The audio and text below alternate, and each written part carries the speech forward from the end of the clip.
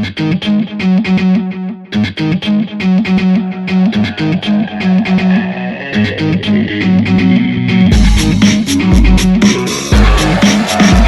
ready for our last women's volleyball broadcast of the 2025 season, but for now, it'll be the Webster Gorloks on the road to take on the Eureka Red Devils. As always, Matthew Swan, my broadcast partner, Lucas Norcavicius, bringing you tonight's coverage live on ECTV from the City Blue Technologies broadcast booth. Lucas, for our Red Devils tonight, it is senior night. I'm excited. I'm sure you're excited. And we both know for a fact that the team down on the floor is excited. But we'll dive into Eureka here for a second. They are facing a bit of a hardship on a losing streak of 4 games. Their last game, which we did end up broadcasting, resulted in a 3-0 loss against Greenville. The Red Devils are now winless in 9 consecutive sets. Obviously something they're looking to change here tonight. Their best set in last game was the second set. They scored 23 points. It was a close match, but aside from that, there was really no offense produced for Eureka. And, you know, we take a look at Webster here. This is their last regular season game.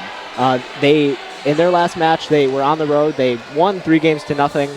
As a team, they hit for a .228 hitting percentage, and they were led by their upperclassmen, Tyler Ramstack, along with Megan Zablonsky. They each led the team with 6 kills apiece. And, of course, they're going to be 2 players that the Gorloks look to rely on heavily tonight. Absolutely. Is there maybe another, an aspect here for Eureka? We say from time and time again that the Red Devils have a hard time getting things going in the first set. Is there something that you think they're going to have to do tonight to maybe get started early on? I mean, yeah, absolutely. I mean, I'm always going to preach. I think it's going to start from that service line. Getting some aces, getting that ball, and getting the other team out of system is going to be huge, especially in the rotations where with those players that you mentioned when they're in the front row, you really want to put them out of system when the other team has their quote-unquote best hitters in the front row, right? Because it doesn't allow them to produce that offense. That's exactly right. Eureka, as we say, they struggle in the first set. They've had a hard time just opening things up. They've only won the first set in 2 of their last 5 total matches, and a lot of that has to do with the fact that they're just having trouble adjusting to both their opponent's pace and pressure of the game. You mentioned it last broadcast as well. Eureka's been moving very slow. It seems like they're a little dreadful right now. How do you think they can maybe overcome this, mentally? I mean, I think it's going to be huge for maybe some hitting options to step up that we haven't seen before. And just try to get that ball spread out a little bit more and try to really push that tempo of their offense and try to make it less repetitive and, simple, to say the least. Well, we already mentioned the 2 upperclassmen that really stand out for Webster and how they were able to put an impact on last game for the Gorloks. But Eureka, at the same time, their defense is averaging 14.79 digs per set. So defense for Eureka shouldn't be an issue. It hasn't been an issue all season long. As we take a look at head-to-head matchups, Eureka is only 1-38 against Webster. Obviously, that's not something you like to hear. The first win for Eureka against Webster came in September of last season. That game went into 5 total sets. And you can imagine the Gorloks 9-16, Eureka 7-16, both overall team records. You can imagine that it's going to be a very competitive matchup between both sides. Is there anything you like to say about that? I mean, honestly, I do think it's going to be a close game. I think it'll be a dogfight. I think we could see a 5-set match today for some reason. I'm just feeling it.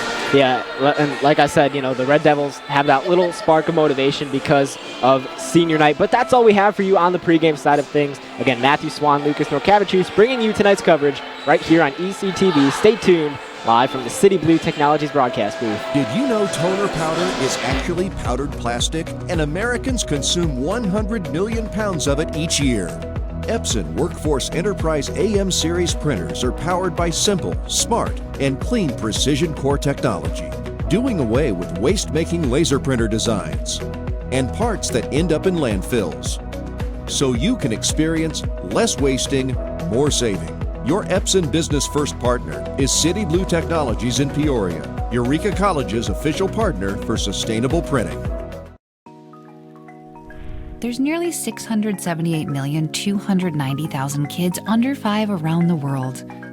But what's so important about being 5? A lot, it turns out.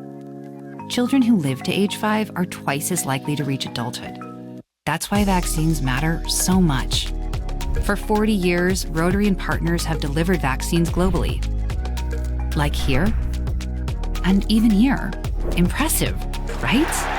But 12.5 million children are still totally unvaccinated. Rotary knows we can find them.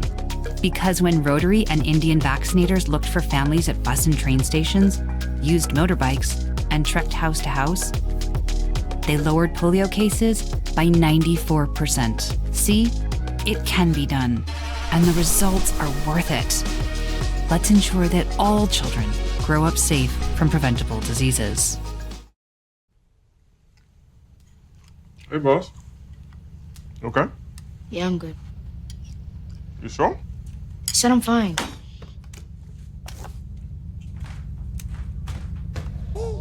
Since I was little, it was only like me and my parents. You think you created family out of characters?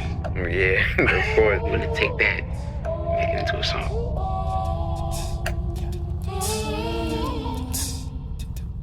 Put me to bed, see you in the morning. With the frosted Superman, but it wasn't on it. And we lost it. In my head, in my head, in my head. Where you at, where you at on the way out? In my head, in my head, in my head. Hey, son. Hey, Pop. You can talk to me. It's been really, really hard for me.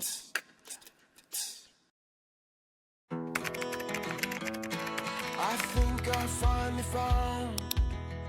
Hey, how you doing? Hey, Mason. Hey, Mason. Got a new house. It's looking pretty cool so far. A place that I call home. I'm teaching Louise how to cook some lasagna. It only takes a spark to make a fire start.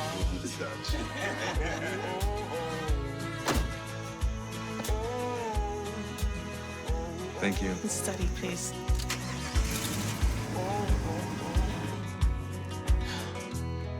I think I finally found a place to make my own. A place that I call home. This place that I call home.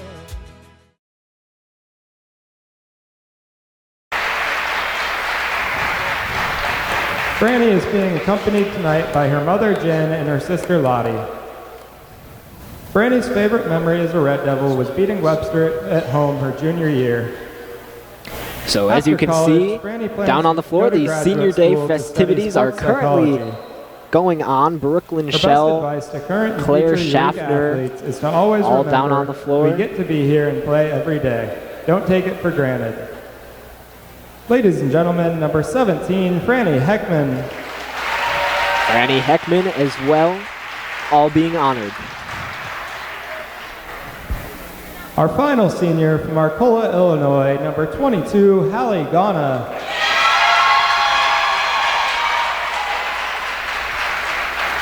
Hallie is being accompanied tonight by her parents, Harry and Heather. Hallie's favorite memory as a Red Devil is either Coach Noah brake-checking her out of her seat on the way back to campus one night, or when she was able to return back to playing after her ankle injury. After college, Hallie plans to go back home to work towards applying for her master's. Her best advice to current and future Eureka athletes is to cherish your healthy bodies and go see Laura and Lexi if you are hurt. Ladies and gentlemen, number 22, Hallie Ghana.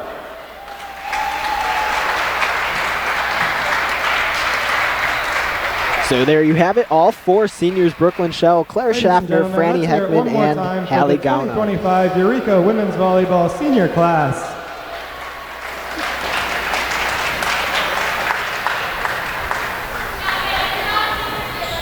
Lucas, before we get to the starting lineups, I will say, until I came here, I was a little unaware of Senior Day going on. I kind of figured, because it is their last home game of the season, but until you confirmed it for me, I wasn't really sure. Absolutely. No, I mean, I'm sure you're aware it's the tradition, last home game, right, senior night. But it does put in perspective just how young this team is, the fact that we only have 4 seniors.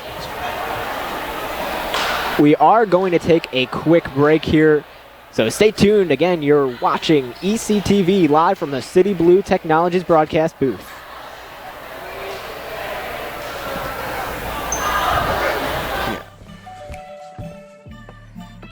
Yo, camping buddy.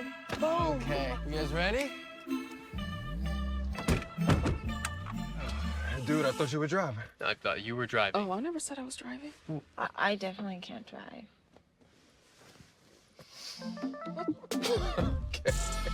If you're high, just don't drive. It's illegal everywhere. If you feel different, you drive different. Calvin got diagnosed June 10th of 2018. He has rhabdomyosarcoma, a soft tissue cancer. But St. Jude has covered everything, and coming here, they're like, we are going to do everything we can. And when they say everything, they mean everything. St. Jude is like the gold at the end of a rainbow for a family like ours. They've really given our family hope, and we are so grateful and thankful for everything.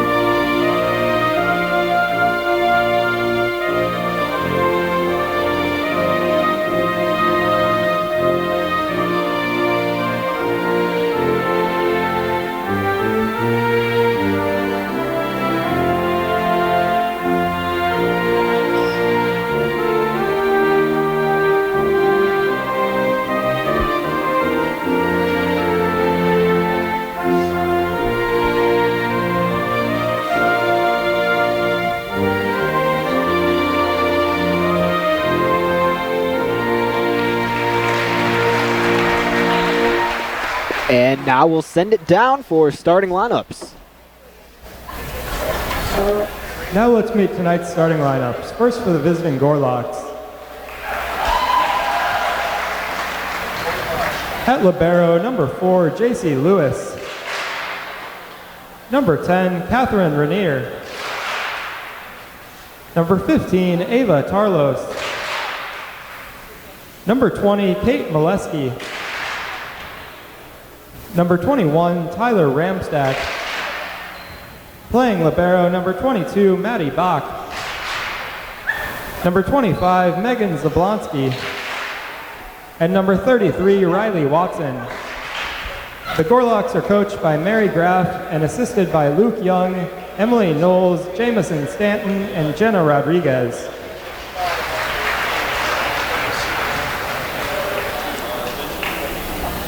Now let's meet the starting lineup for your Eureka Red Devils.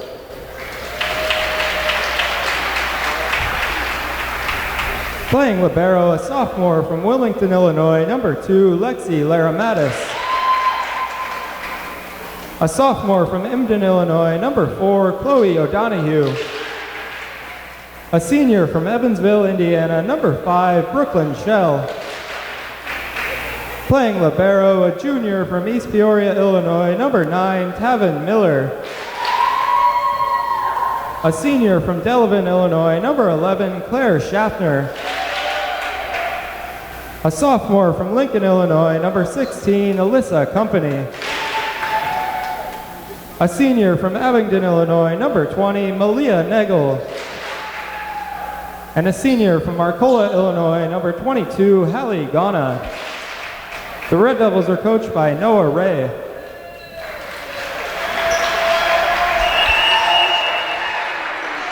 So there you have it, the starting lineup for both sides. Again, senior night here for the Eureka Red Devils. And you are watching ECTV live from the City Blue Technologies broadcast booth. Matthew Swan, my broadcast partner, Lucas Norcavicius. Lucas, as we just heard for Eureka, it'll be Brooklyn Shell, Claire Schaffner, Malia Nagel, and Haley Gauna. Those are the 4 starters down on the floor that are seniors for Eureka. Well, yeah, I mean, usually they try to get the seniors out there a little bit more often for senior night, but for us, I mean, they kind of are out there anyway, so that's very makes true. it easy for the coach. Doesn't have to change up the scheme too much. Yep, keeping things nice and simple. Speaking of, it'll be Noah Ray in his first season here with Eureka leading the Red Devils. For Webster, on the other hand, they are coached by Mary Graff, who is in her 25th season. Wow. That's some experience right there. A lot of experience. That's not usually something you see at the Division III level, but absolutely not. It makes me curious as if she teaches at the school as well. I would not be surprised if she was a professor of some sort. So both teams getting ready. Eureka in their black jerseys, Webster in their navy blue.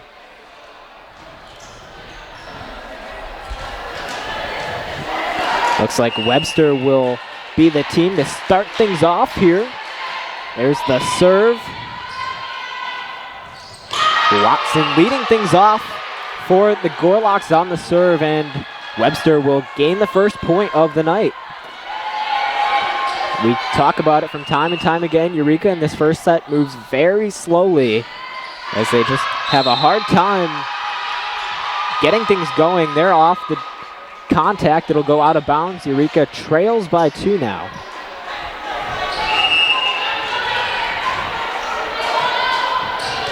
This one to the senior, over to Schaffner. Nagel with the swing, not able to get it to fall. Here's one, and it stays in bounds for Webster.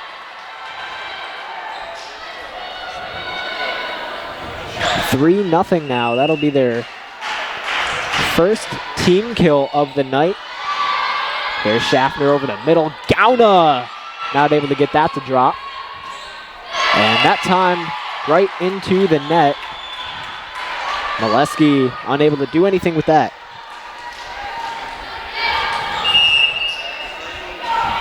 So here's O'Donohue to serve for the first time tonight. Good set, but Eureka, looks like they did get some contact. The point will go to Webster though.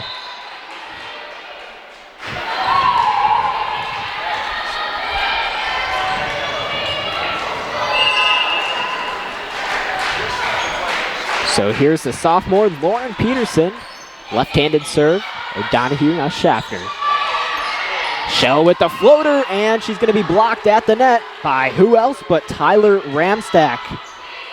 She'll pick up her another kill, actually. Her second of the night. And there's a service error against Peterson. So things shift over into Eureka's favor. Here is the trail by 3. It'll be Lexi Luramatis. Looking at these two last names for both of Webster's outsides and right sides, looks like they might be Polish. Across the middle, and again, Ramstack with another kill. Her third of the night. Random bit of information there. But when you hear a name ending in ski, safe to guess it might be a Polish person. So Bach comes out to serve. It'll be Ava Tarlos. wow. Schaffner tried to trick Webster on that play. Off the contact, it'll go to Webster. And it's just like you said, they're starting off cold like they always do. You'd like to see some momentum start building for Eureka here. Schaffner bumps set company. Unable to get the floater. Outside. Company again, this time. It looks like there was contact from Webster. And Alyssa Company will pick up her first point of the night. Red Devils trail by 4 now. So here's Caitlin Robinson, the transfer from Heartland College. Her first time at the line. Back set over to Ramstack, who goes to her left. And it's still in play. Wow. Brooklyn Shell, the senior, here on senior night. Interesting point there. 7-4, Eureka trails. Robinson across the middle. Outside, a swing from that Webster left side. Megan Zablonsky giving Webster their 8th point of the night.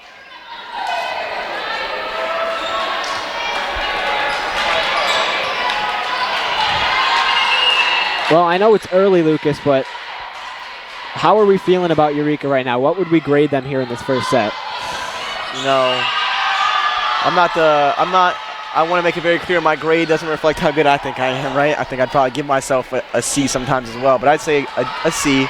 I think that they're not completely out of it here, but they still have a chance to regain momentum, but they're really going to have to pick up their passing game and their setting game here. Yeah, they just, right now things are moving a bit slow on that Eureka side. This one drops and another point for Webster.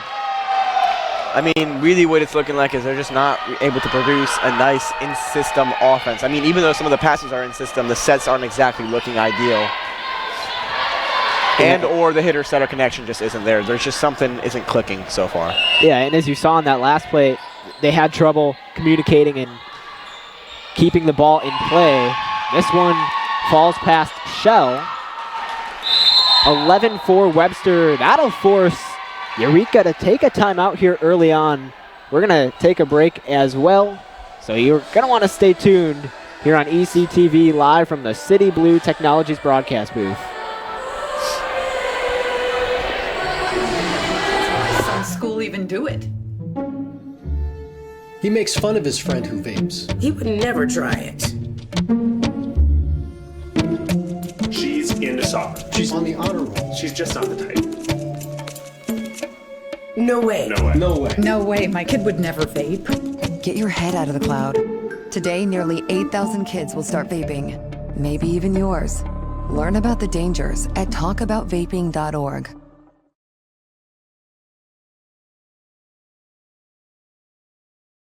You are watching ECTV. Matthew Swan, Lucas Norcavichus bringing you tonight's coverage. We are about to head out of our first time out here. Webster leads it 11-4 as a team. Right now, they already have 7 kills compared to Eureka's 2.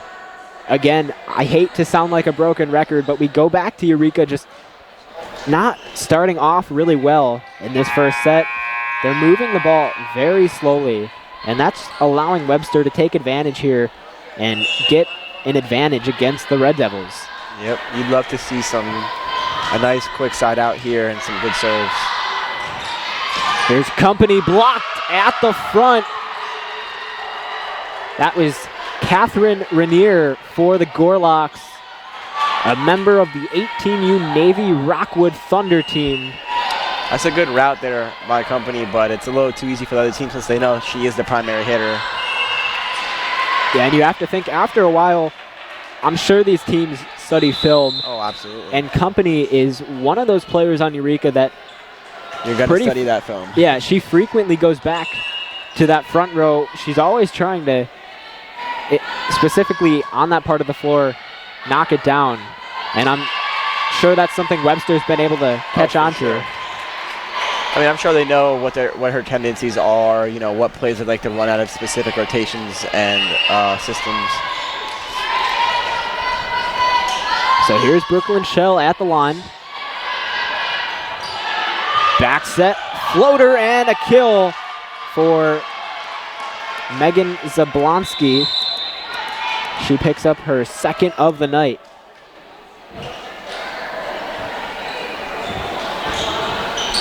Zablonsky last season was named to the SLIAC Academic All-Conference team.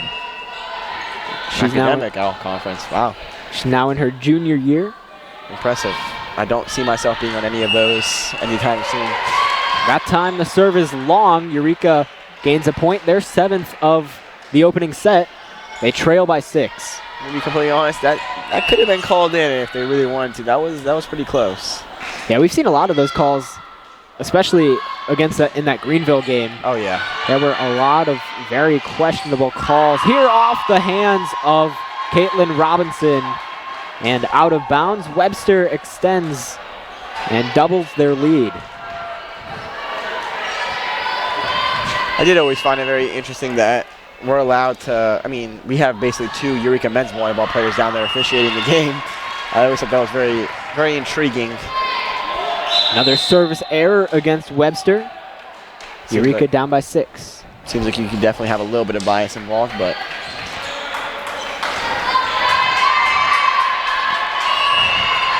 So again, we see the one of the other seniors for Eureka, Claire Schaffner, the multi-sport athlete. What other sport does she play? Softball. Oh, wow. There's another point for Webster. Fun story about Claire Schaffner. I actually, first time I ever talked to her was at the Reagan competition, and she introduced herself to all the Reagans.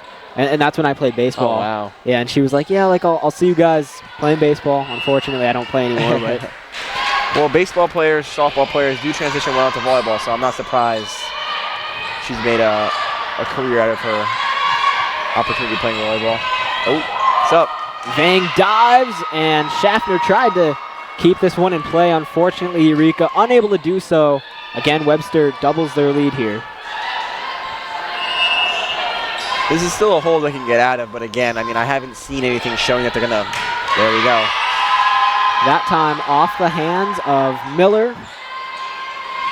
This whole set, it just hasn't really felt like Eureka's been able to just take control for a couple points in a row. It just feels like, oh, they score one, and then right after, you know, Webster goes on a 3-4 point run. The last time Eureka and Webster faced off was earlier this season. Webster did sweep Eureka in 3 quick sets, and it looks like they're trying to do the same thing here. It looks like they have a game plan and they're following it. 17-9 to score. Here's O'Donohue back at the line.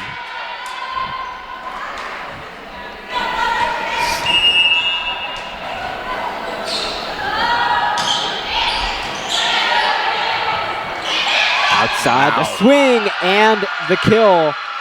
Again, Tyler Ramstack. Very impressive. One-hand set into a beautiful line swing there. You don't see that very often. She now leads the team in points tonight. Again, here's Lauren Peterson. Schaffner calls it off. Over the net and off of Gauna. Another point for the Gorlocks. You know, if I was a coach, that would be one of the things that frustrated me the most. I mean, I feel like if you're a player and you see that ball's an overpass, you know, get up there. Try to get your hands up there. Try to stop the other team from just having a free point. But yeah, right now it looks like Eureka is relying on the Gorlocks to make a play. And instead of, you know, kind of being aggressive, they're letting the ball come to them rather than attacking it. Absolutely. As a baseball player, you're supposed to do the opposite. You're supposed to let the ball come to you. Of course. I guess the context matters, though. Absolutely. Back set. Oh. This time, Gauna able to keep it up. Nice set. Good front row block. Again, Gauna and Nagel.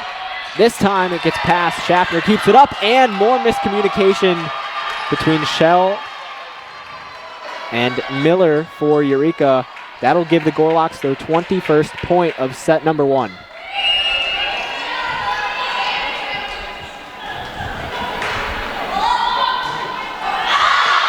Service error for the Gorlocks. That'll be their 5th of the night. And Eureka will finally have a chance here to take control of this ball game. Lyra Mattis. This time over the middle. Ramstack unable to get it to fall. Company doing the same and returns the favor. Alyssa Company for Eureka, her 2nd point of the night. Gives me really big Paul George cutting the lead down to 45s right now. Oh. And another point for Eureka. Taking control. The ball looked like almost directly over the net. I mean, correct me if I'm wrong. I think this is the first time Eureka has gotten a streak of a couple points in a row, which is very nice. Yeah, we don't see a lot of those runs. Unfortunately, there's the good old announcer's jinx. Yeah, ends it on the misserve. Turns things over. I mean, here you'd really just like to have Eureka get a couple of nice momentum points going into that 2nd set. Not to put it in a negative way, but it is very unlikely to come back, you know, down 13 points to 2 points. So as a coach, you really just want to get 1 or 2 nice swings, maybe a block. Have some momentum going into that 2nd set so it's not all doom and gloom. Tarlos again over the middle. Schaffner sets it for Company, who mistimes the jump. And that will allow the Gorlocks to be 1 point away from winning the first set of the night. Here's Tarlos. O'Donohue keeps it up. It'll be Shell. And that is out of play. That'll allow the Gorlocks to win this first set, 25-12, the final score. Megan Zablonsky, who we mentioned earlier, leads the team with 4 points and 4 kills. She's going to take us to break here. Stay tuned for upcoming second set coverage right here on ECTV Live from the City Blue Technologies broadcast booth. 100. Proportion to me is the lived experience of our Division III student athletes. They balance life from an academic perspective and the rigors of competing at a high level, bonding with teammates and building lifelong friendships. But they also are involved in their communities. They work jobs and internships and volunteer. They've learned to be resilient. Diverse experiences are setting them up for the future. Passion's love. Passion is love for what you do. Because I think when you face challenges, it comes down to how much you want it and how much you love it. Passion is what keeps you going forward. Seeing so many people that were like-minded and so hardworking in their sport and academics, being surrounded by like-minded people makes you want to be more passionate. I think it pushes you to a different level that maybe you didn't think you had. And you can do the best of both worlds and love all of it. A good citizen is someone who wants to make a positive impact, both in their communities and in the world around them. The Division III approach is absolutely the best approach out there for amateur sport because it wants student athletes to explore all parts of who they are. Be successful in the classroom, be successful in competition, be successful in the community. So our student athletes learn what it means to strive for and attain success, but doing it the right way and being good citizens. Comprehensive learning is being able to adapt to experiences and apply the things that I learned. Being an athlete and juggling academics helped me grow as a person, and things that I've learned, I was able to apply it in another field, putting them into everyday life. Developing comprehensive learning helped me prioritize certain things to make sure I get to where I want to be. Responsibility is being accountable for your words and actions, first and foremost. It also is an obligation to be a positive influence in the communities around you. Being in a D3 program, you're going to have lots of different opportunities. You're not just an athlete, you're also involved in student life. Your academics are extremely important. We give a lot of our student athletes responsibilities right from the start by giving them leadership opportunities, by having them engage in the community, be a positive influence. That's being a responsible person. I believe sportsmanship is a mutual admiration and respect for your fellow competitors.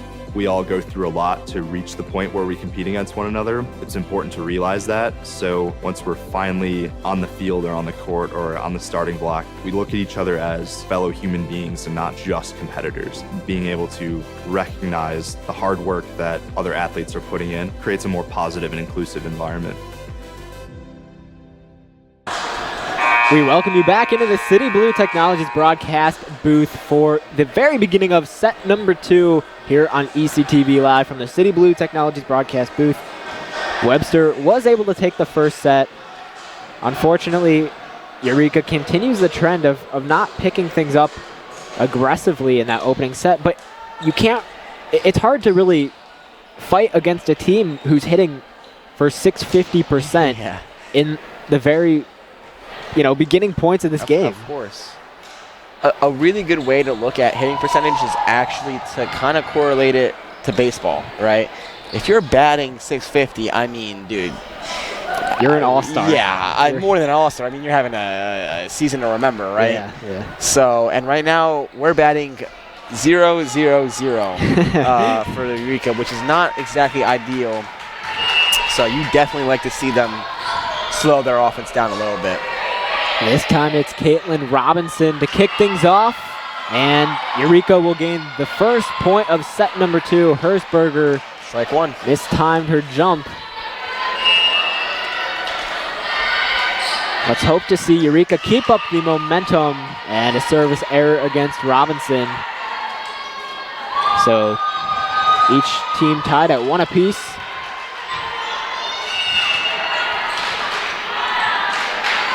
Here's Leah McGrath. Across the middle.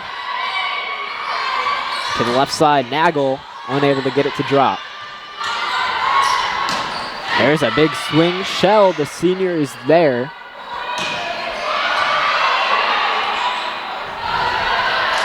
Great rally between both sides. Lyra Mattis calls it off. Shell from the middle of the court.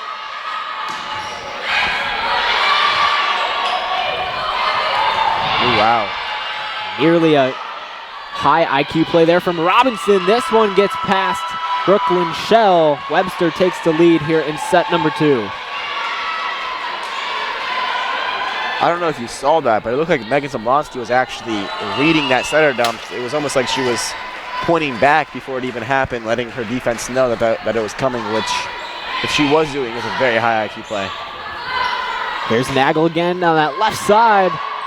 Still in play. What a great job by Bach to keep this one alive. Over the middle, and the kill for Carly Herzberger. She picks up her second kill of the night.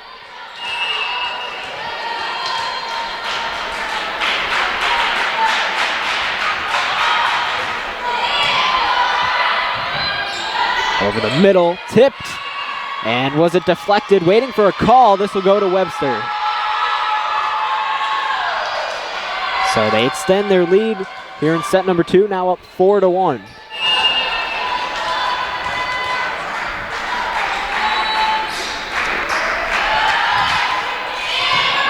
O'Donohue dives, keeps it alive. And that'll be a point for the Gorlocks as Eureka was unable to hit it over the net within 3 different points of contact. 5-1 Gorlocks. A lot of the points that Eureka has given up throughout the course of the season, and not to sound rude here, but it has in a way been their own fault. Oh, of course. Miscommunications, errors, not necessarily getting the ball to the other side of the net, service errors, right? At the end of the day, volleyball is a game where you really want to give yourself the chance to score as many points as possible. And if you're not getting the ball on the other side of the net, you're not giving yourself a chance, right? And again, some miscommunication between Lyra Mattis and O'Donohue. That's not the first time we've seen that tonight from Eureka. See, the issue with volleyball is it is such a momentum-based sport, and you lose the first set in a rough match, and you start off the second set slow. You know, it's hard to keep your head up, keep that attitude good, the energy good. Everyone's probably feeling a little bit frustrated, and so we'll see how they handle that. But, I mean, I've seen crazier comebacks before, so. Yeah, and that type of frustration is something that builds over time. So like you said, it'll be interesting to see how Eureka goes forward. This time, the Red Devils are able to keep it in bounds. They'll gain their 3rd point of the second set. I mean, we've seen it very clearly that this Eureka women's team, they can compete with the best, right? They can keep it competitive, but they just don't really necessarily get that win in the end. And at the end of the day, when you go home to your parents and you tell them you had a game, they ask you if you won or you lost, not how much you won or lost by, right? That's true. The final score doesn't matter as long as you're on top at the end of the day. So you'd love to see them get a couple of those W's rather than just feeling content with just competing, right? O'Donohue again.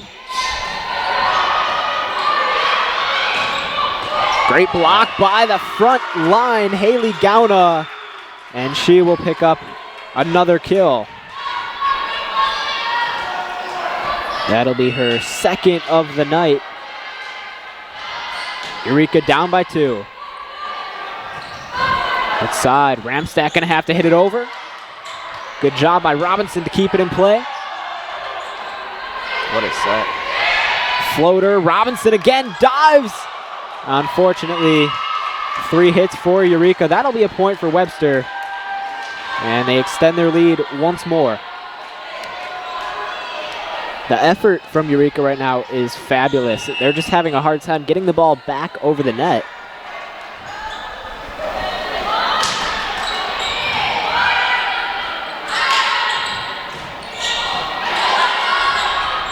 Over the middle. Whoa, net. And there was some contact from Webster, like you called out. Yeah, definitely. Sorry, my player came out at me there. Pretty easy call for the ref. That's one of those where you're a player, you're like, come on. I mean. And Lyra Mattis with the service error.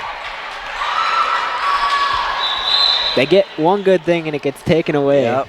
That's a common trend that we've seen in a few of our broadcasts. Yeah, and the most common way seems to be service errors, right? So like you said, not to sound like a broken record, but I mean,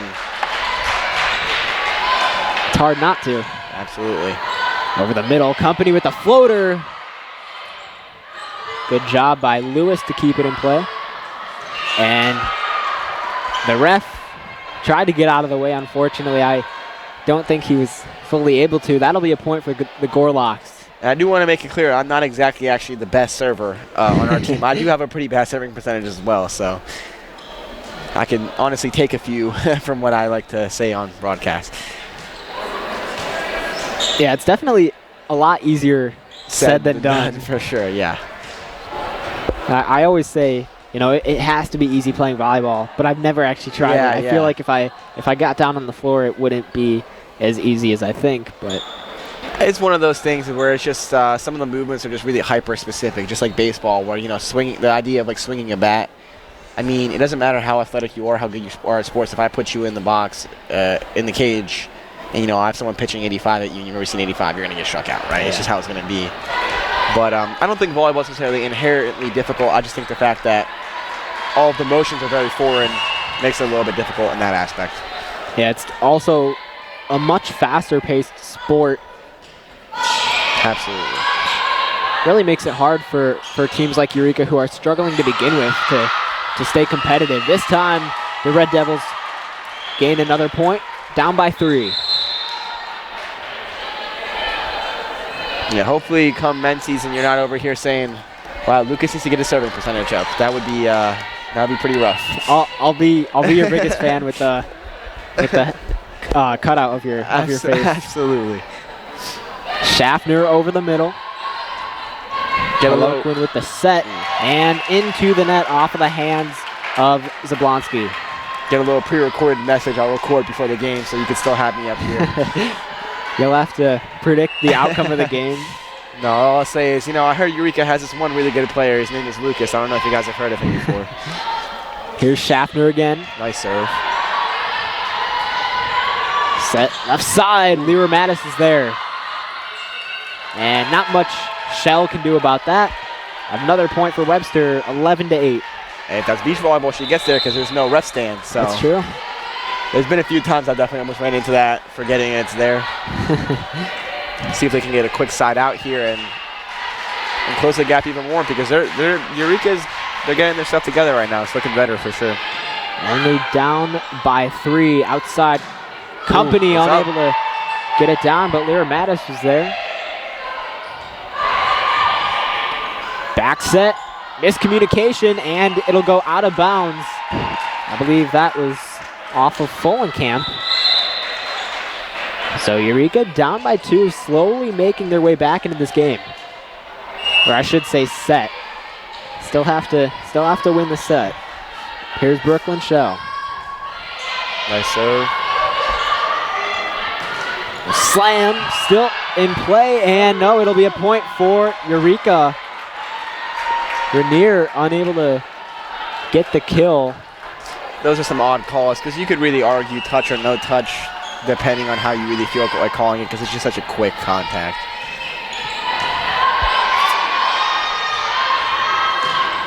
And too strong off the hands of McGrath. Eureka ties it up at 11 here in set number 2.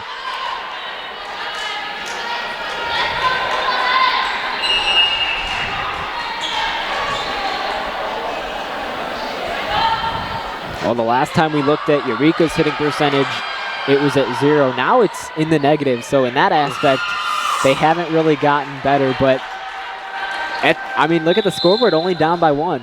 So the hitting percentage might not be there, but they're staying in this game. I mean, that makes me think that there has to be a disparity in errors, right? And Webster does have more errors than Eureka as of right now. And honestly, Webster's hitting percentage isn't exactly looking much better either. So as of right now, they're sitting at 133 in this set. Vang on the slide, keeps it up. And again, that one will hit the ref. Eureka gains another point. Seems like he got a magnet on him or something. I mean, just got to keep hitting it in that spot. Yeah. And pretty soon, Eureka will take the lead.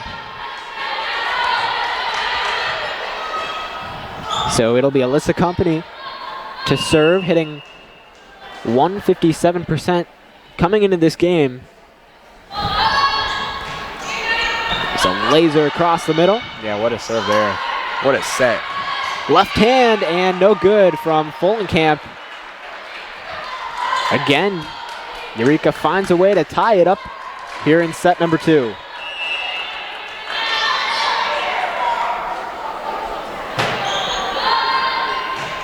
Company over the middle, off of the hands of Abby Merzin, and that just goes to show how hard Company is hitting the ball right now.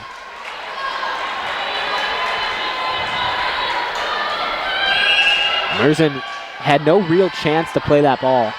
Eureka on top, 14-13, the first time they have the lead since the very first point of this set. Very impressive set there. And another impressive set as well. Floater kept in play. Webster resetting. Follenkamp out of bounds. Eureka with another point.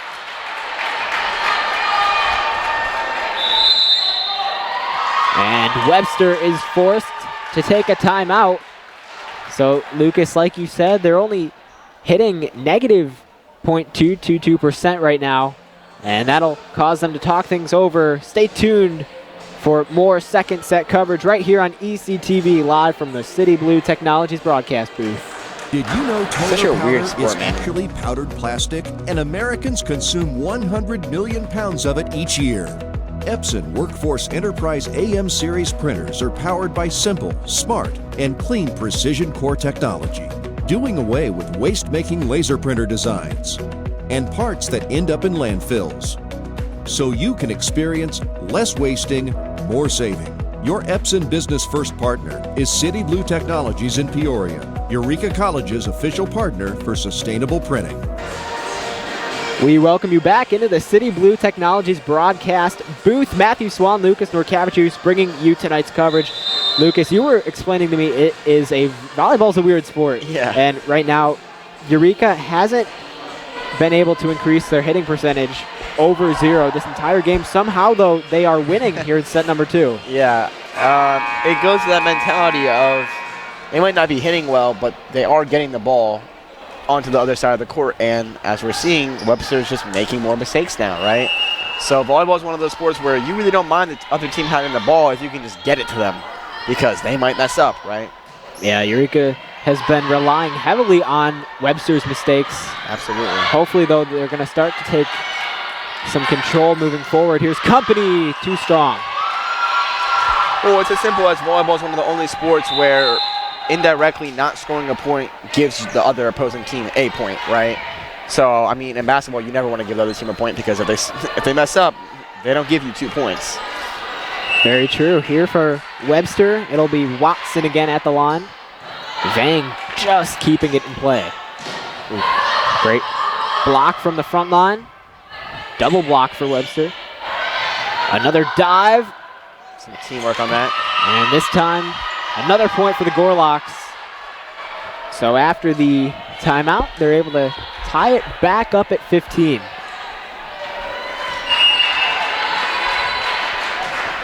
Watson over the middle. Grief able to keep it up. Back set. Trick play and the kill for Riley Watson.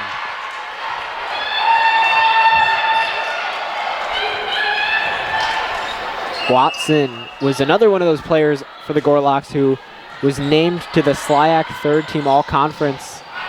Wow. But this is actually while she was at Fontbonne.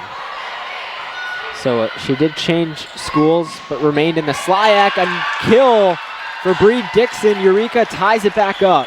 What a dig there.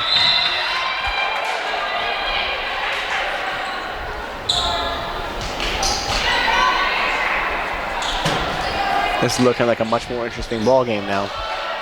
Yeah, the Red Devils are definitely a tad more aggressive coming into this set. It's just the first set jitters. They just have to get comfortable out on the floor, and then they'll make it a competitive, enjoyable game. This one will stay in bounds. It also really makes me wonder how much of their effectiveness after the first set comes down to coaching adjustments. You know, it could be something as simple as, you know, Coach Noah seeing something and then just taking advantage of that as well. Here's McGrath at the line. Zhang to Robinson. Over the middle, and Lyra Mattis not able to do much with that. Ramstack gets the point.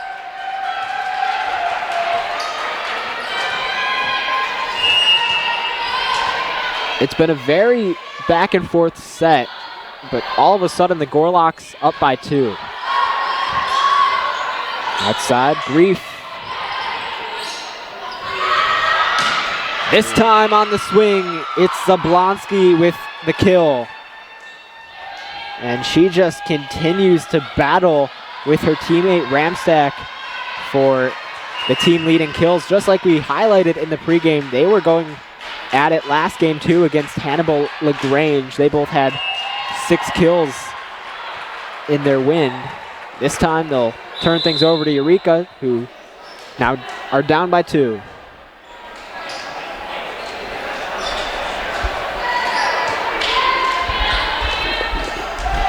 So here's O'Donohue, sophomore for the Red Devils.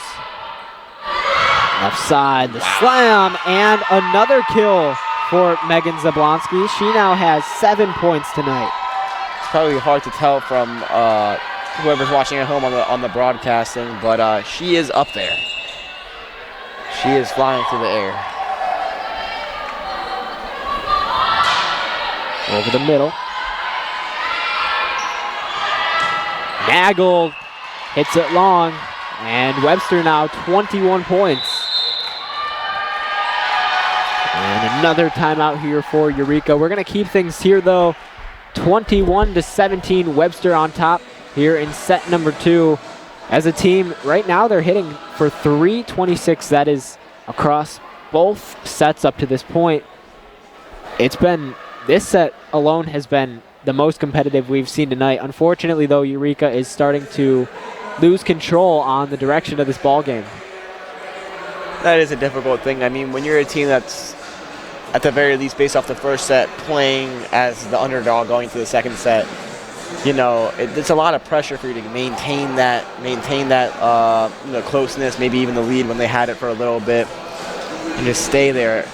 And, you know, you lose 1 point, you lose a second point, and then you're right back to that mentality that you had in that first set where you're like, wow, well, this is the team that beat us 13 points. Of course they're going to score, they're going to get the lead back, but you can't think like that. You know what I'm saying? You have to think like we're right there with them, we're neck and neck, and we got to, you know, fight it out and get that side out. Yeah, again, Eureka is only 1-38 overall against Webster. Their only win against the Gorlocks came in September of last season. So on paper, you have to think Webster is highly favored to win these conference games, but at the same time, Eureka has shown us that you cannot count them out, and that's exactly what they're trying to prove in set number 2. If there were odds or betting lines for these kinds of games, I'm very curious to see what they would set this for, because 1-38 is definitely not the best record. Let's see if they can make it 2, though. Yeah, and usually Webster is one of the more high-ranked teams. Typically, they do have a very great facility for their volleyball players. There's a kill for Caitlin Robinson. Eureka gets back into this game, only down by 3. That's a mentality you got to have. You know, forget the first set. We're within 3 points. Let's push right here. To the left side, here's a floater and shell. A little misstep. So you can give the kill again to Zablonsky. And the Gorlocks now 3 points away from winning these first 2 sets.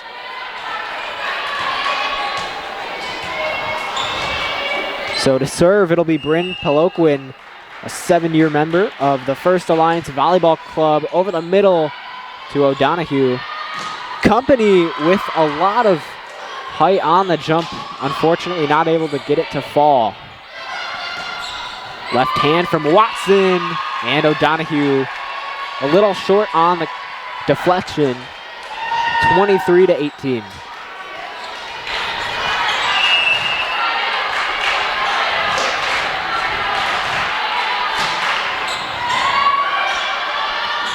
Over the middle, Company this time goes with the floater. And too strong from Zablonski. Eureka, 19 points now. Well, you could see on that play, Zablonski starts a little back. She obviously tries to use the momentum to go hit the ball over, but just using a little too much force on the contact there. Schaffner, that might have been out, but Webster keeps it in play. Schaffner again, Dixon with the punch. Left hand, and it'll go to Eureka. 20 points now in set number 2. I don't mind seeing left-handed oppos getting blocked. Like I said, they are the bane of my existence. I always find it interesting to see a left-handed hitter too. Oh yeah, I mean, like I said in our last podcast, it makes hitting on that oppo side much more comfortable. There is that left hand from Folenkamp. Shell. Great defensive stop from Lewis. Shell with the floater. Backup is there for Webster. Zablonski, 2 hands to the left side. And there was some deflection from Webster. Eureka stays in this set. Only down by 2. You know, if I had to put my money on who's going to get this ball here,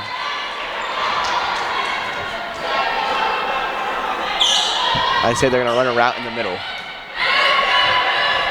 Nope, I was wrong. Zablonski, and out of bounds off the hands of Dixon, who tried to go for the block. I guess setting your hitter who has 6 kills probably isn't the worst, idea, right? Yeah, you can imagine Coach Graff has a very successful vision. As we get close to the end of set number 2, Webster looking to close this one out. Here's Merzen. Schaffner outside, Company, and off the hands of Lewis. Another point for Eureka. Down by 2. Webster's definitely grabbing some balls that are on the way out. I have a feeling, at least. I'm curious to see if they make an adjustment going into the next set for that. You mentioned it with one of those serves earlier as well. Yeah, these hits are really close to getting out. But Webster, an aggressive team making aggressive plays, and Eureka stays alive, down by 1. Staying alive, staying alive. And again, we are forced to take a timeout here. Again, we'll keep things here. Webster 24, Eureka 23. As we get close to the end of this second set, all of a sudden Eureka starting to increase that hitting percentage a little bit. For the first time tonight, it has increased over 0. So progress, slow progress, but it's progress. Definitely better than in the negatives or 0. At least that's what I learned in math class. I think that's higher, right? I think so. So yeah, Megan Zablonski for the Gorlocks. She continues to lead the way. 9 points, 9 kills. She's hitting just under 400 here in this game. For Eureka, the offensive leader right now is the senior Brooklyn Shell. 4 kills, 5 points. That is a good outing for her senior night.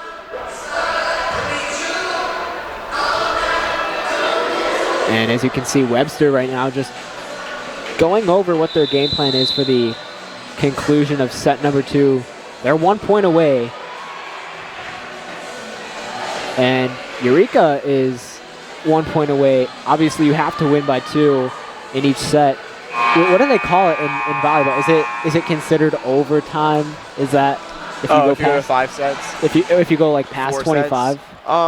I'd say I'm actually not sure. I know we call it like 5th set or I mean, obviously this is the 5th set, but I don't really think we have a name for it. I think we just maybe have extra sets.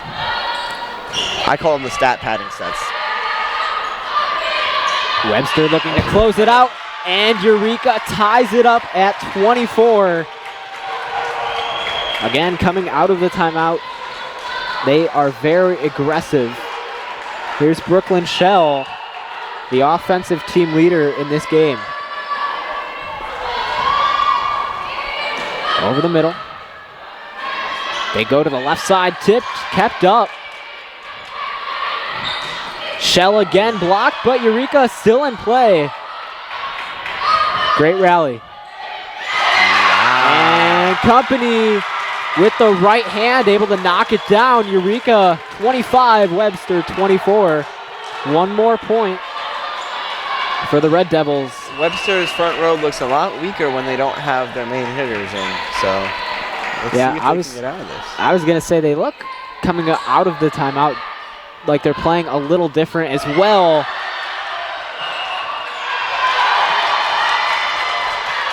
And it looks like the refs had two different calls. And they're going to award it to the Red Devils, so they win set number 2, 26-24 on a very questionable ending.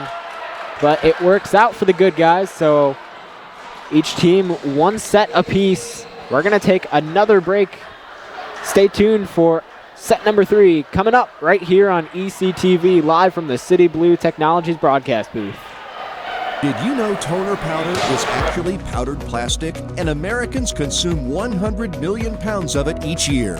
Epson Workforce Enterprise AM series printers are powered by simple, smart, and clean precision core technology, doing away with waste-making laser printer designs and parts that end up in landfills. So you can experience less wasting, more saving. Your Epson Business First partner is City Blue Technologies in Peoria, Eureka College's official partner for sustainable printing. There's nearly 678,290,000 kids under 5 around the world. But what's so important about being 5? A lot, it turns out. Children who live to age 5 are twice as likely to reach adulthood. That's why vaccines matter so much.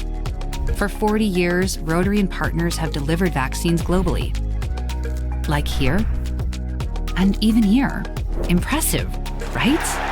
But 12.5 million children are still totally unvaccinated. Rotary knows we can find them.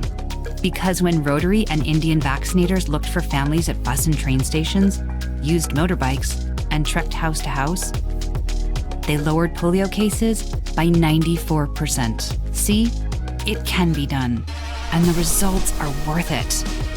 Let's ensure that all children grow up safe from preventable diseases. Passion's love. Passion is love for what you do. Because I think when you face challenges, it comes down to how much you want it and how much you love it. Passion is what keeps you going forward. Seeing so many people that were like-minded and so hardworking in their sport and academics, being surrounded by like-minded people makes you want to be more passionate. I think it pushes you to a different level that maybe you didn't think you had, and you can do the best of both worlds and love all of it. Calvin got diagnosed June 10th of 2018. He has rhabdomyosarcoma, a soft tissue cancer. But St. Jude has covered everything, and coming here, they're like, we are going to do everything we can. And when they say everything, they mean everything. St. Jude is like the gold at the end of a rainbow for a family like ours. They've really given our family hope, and we are so grateful and thankful for everything. We get ready for set number 3 as we welcome you back into the City Blue Technologies broadcast booth. You are watching ECTV. Matthew Swan, Lucas Norcavicius bringing you tonight's coverage after a back and forth set. In that second set, Eureka was able to take it 26-24. It wasn't easy for the Red Devils, but Lucas, as you were mentioning, as soon as Webster took out their main hitter, which happens to be Megan Zablonski, they were able to take advantage a little bit more and, as you put it, maybe become a bit less intimidated. I mean, I'd say that actually what we were saying even before the broadcast, they're going to want to put those serves in when they're not in the best offensive rotation, right? If you want to miss your serves and go aggressive and go for the ace or go for the out of system when they have their better hitters front row, that's probably a better look. But when they're out, I mean, let them run their offense. They're going to make their mistakes on their own. And to kick things off, it'll be Tyler Ramstack with the kill, her 6th tonight. It's also going to be not falling too far behind when they do have their 2 better hitters in the front row as well. Here's Nagel with the swing and hit out of bounds by Ramstack. Eureka ties it up. Well, as we mentioned in the pregame, Red Devils in the first set have only won 2 of their last 5. And here tonight they did lose set number 1 as well. There's O'Donohue able to keep it up. Floater. Outside Ramstack. Eureka resets here. Here's Shell. And long. It'll be another point for the Gorlocks. So that'll be Eureka's 12th attack error of the night. Something Webster has greatly taken advantage of. And those are the kinds of plays that matter when you find yourself having to score more than 25 in a set, as Webster noticed last set. Here's Nagel, 2 hands over. Zablonski not able to get it to drop. Shell with the right hand. Over the middle and too strong off the hands of Ava Tarlos, the sophomore out of Kansas. So it'll be Alyssa Company to serve. Company also in her sophomore season. Over the middle this time, a bit wide and too strong. That'll allow the Gorlocks to regain the lead up 3-2. These service errors for Eureka usually aren't too much of a deal right now. They only have 3 tonight. Here's Nagel and Eureka tying it back up at 3. Nagel will pick up her 3rd point of the night.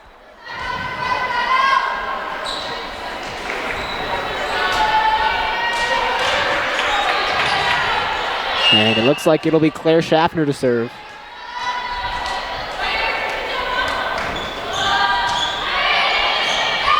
Schaffner deep in the back row. Here's Zablonski off the hands of Dixon. They go back to Dixon, who hits it to the left. Zablonski too strong.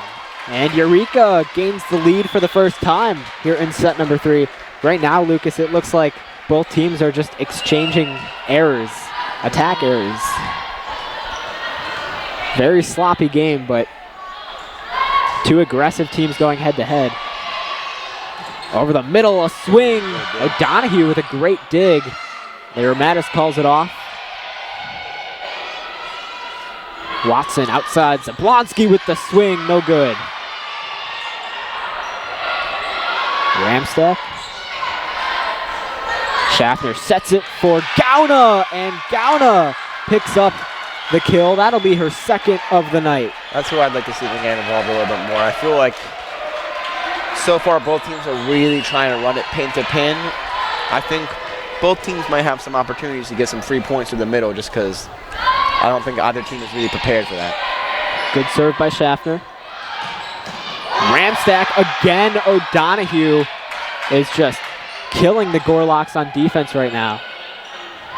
Outside Ramstack again. This time she picks up the kill. That's the classic. You hit it pretty well last time. Let me give it to you again and see if you get the kill. Yeah, I mean, you have to figure you do it enough times, it'll work eventually. Absolutely. So both teams 4 points apiece here in set number 3. This is the rotation for Eureka to go after their throats here. I mean, the 2 best. They don't have the pairing of their 2 best hitters on the court at the same time right now, so.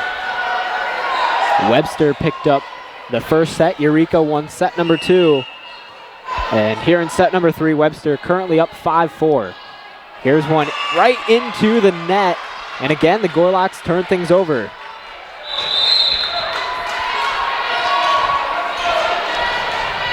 I should add that when Eureka did beat Webster last season, it was here in Eureka. So you can imagine playing on their home court definitely helps decrease the tension a bit. Here's Zablonski with a bullet past Schaffner. Gorlocks up top again.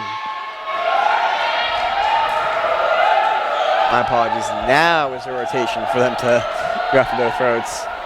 I wasn't aware she wasn't back row yet.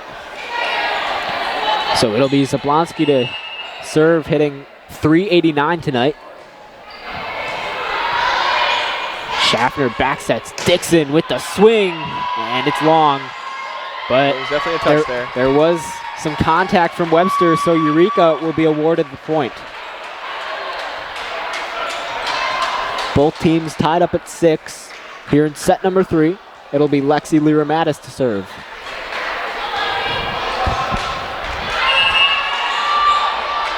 Lira-Mattis, the sophomore out of Wilmington, Illinois. Outside, and the kill for Catherine Rainier. Puts Webster back up 7, Eureka 6.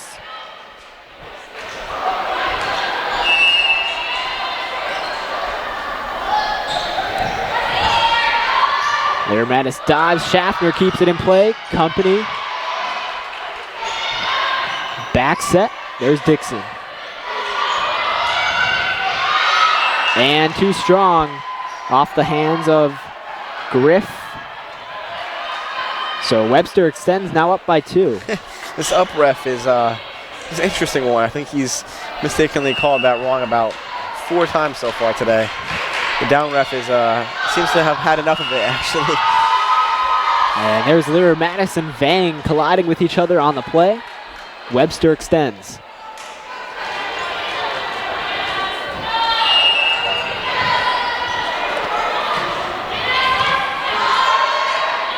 Schaffner over to Dixon with the floater.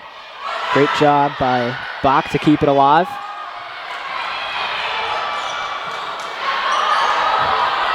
Griff hits it over, and it'll be another point for the Gorlocks. The first to reach double digits here in the 3rd set.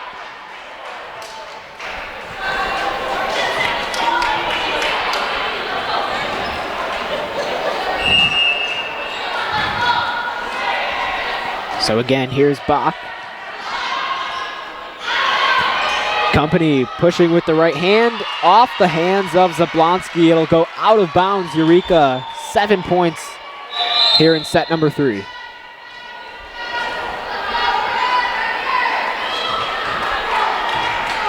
Again, for those just tuning in, it is senior night here for the Eureka Red Devils. Both teams tied at 1 set apiece. Right now here in set number 3, Webster up 10-7. And another very high IQ play from the Gorlocks to extend their lead up by 4 now. I will say there is quite a crowd here actually for the senior night. We definitely have a pretty good attendance tonight. Arguably one of the most packed games we've seen this season. So here's Riley Watson. It'll be Griff to try to tip it over, but she makes contact with the net. Webster now 12 points.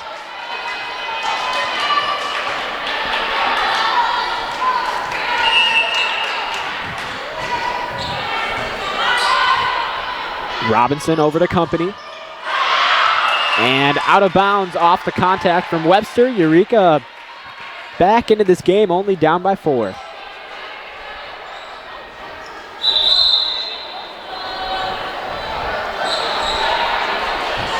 So Vang will be subbed out along with Griff.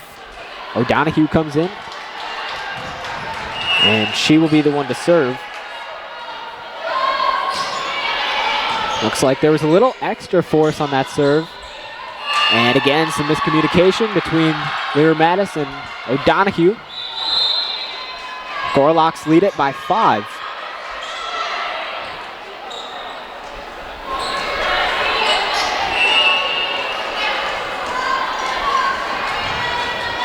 So here's Peterson.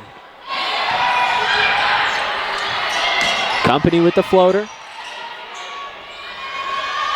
Zablonski right hand. Robinson is there. And Shell wide right. It'll be another point here for the Gorlocks.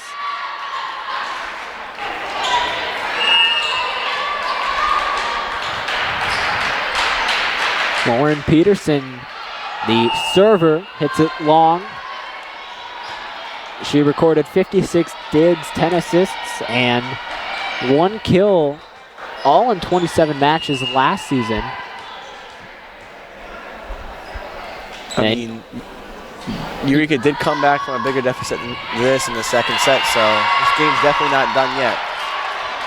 Company picks up the ace. Red Devils down by 4. And with back to Lauren Peterson, you can imagine she has gotten a lot more playing time in her sophomore season. Really gaining a lot of experience this time. Company too strong on the serve, and it hitting my fellow teammate Mason there. So 15-10, Webster on top.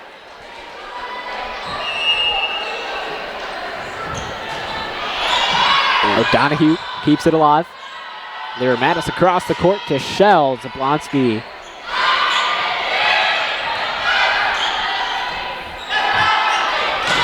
Nagel, and she is blocked by both Zablonski and Rainier. 16-10, Gorlocks lead it.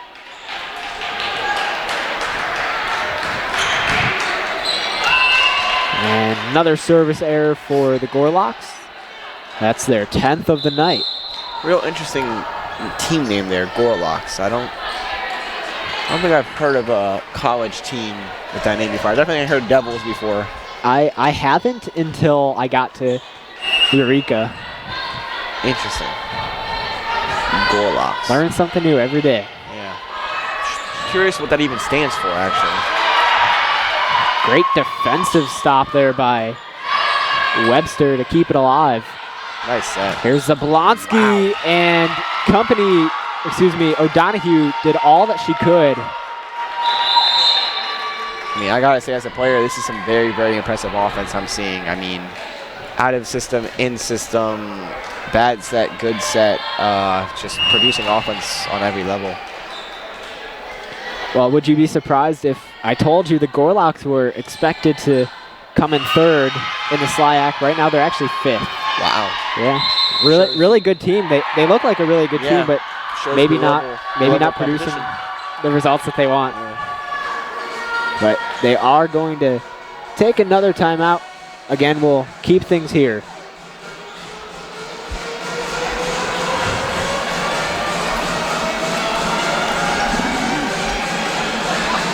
Eureka College Red Devils volleyball is made possible by City Blue Technologies of Peoria, an Epson distributor serving Central Illinois. Did you know that North America consumes around 100 million pounds of toner powder annually? This is the equivalent of more than 2.5 billion plastic bottles, 9.5 billion plastic bags, or 116 billion plastic straws. Epson now has precision core heat-free printing as an alternative to laser printers. Learn about sustainable printing solutions from City Blue Technologies at citybluetechnologies.com. So here in set number 3, Webster 18, Eureka 11. Again, both teams tied at 1 set apiece. Webster trying to regain that deficit. I mean, both teams have almost an equal number of total attacks. Webster has 34 total kills to Eureka's 18. The biggest number, though, isn't even how many more kills Webster has. It's the fact that Eureka has 18 kills to 17 errors, right? Whereas Webster has the same amount of errors to 34 kills. And that's what's really killing Eureka, right? Is 18 kills is 18 points. 17 errors is negative 17 points. So you really only have 1 point, right? Ball still alive, and it'll be a point for the Red Devils. Gorlocks were unable to get it over.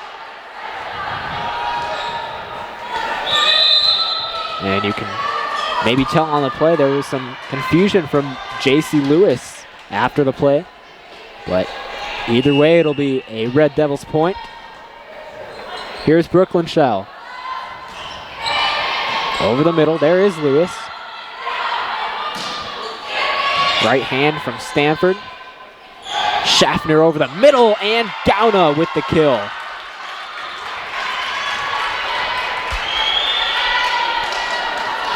Red Devils down by 5 here in set number 3.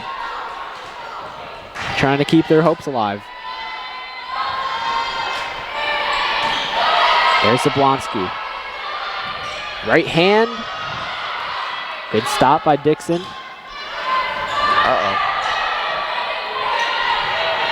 Zablonski, 2 hands to hit it over. Schaffner with the set. Dixon is blocked. And a point for Eureka. Maybe some contact in the net. Red Devils again making a slow comeback, down by 4.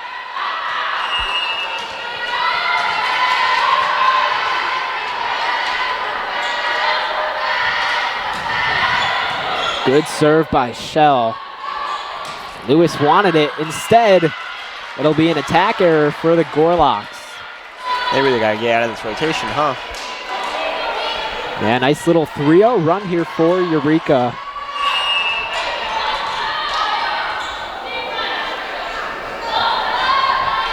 Shell back to work.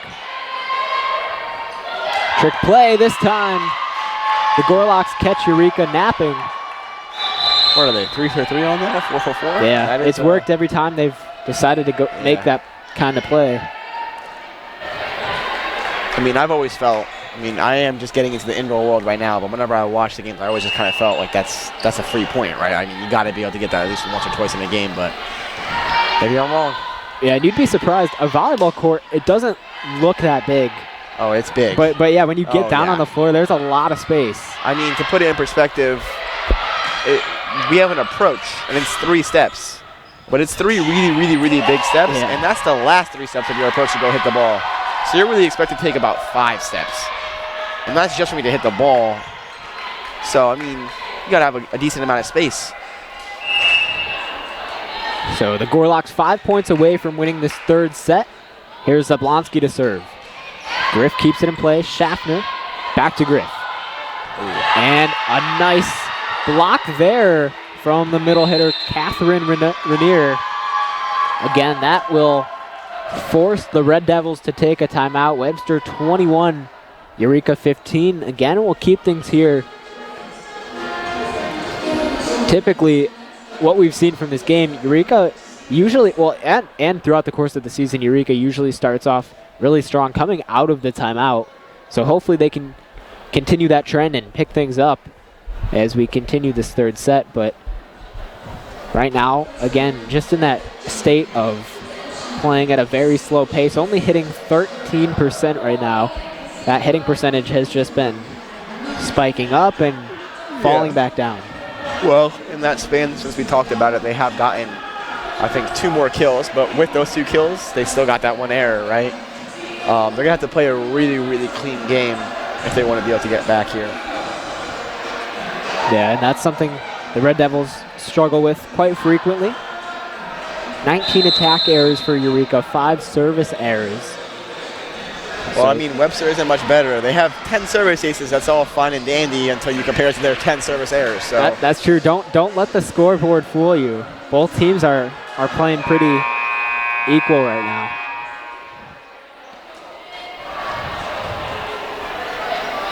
So both sides make their way back out onto the floor. Again, Webster 21, Eureka 15.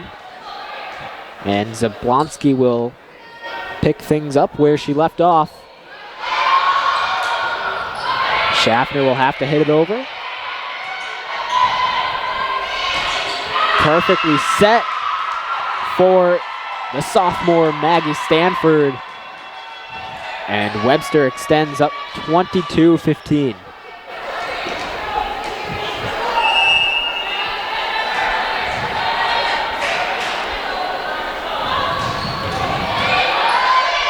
Schaffner calls it off. Griff with the floater. Morio's there. Wow, good shot. Griff again, this time to Lewis. And too strong from the hit of Molsky.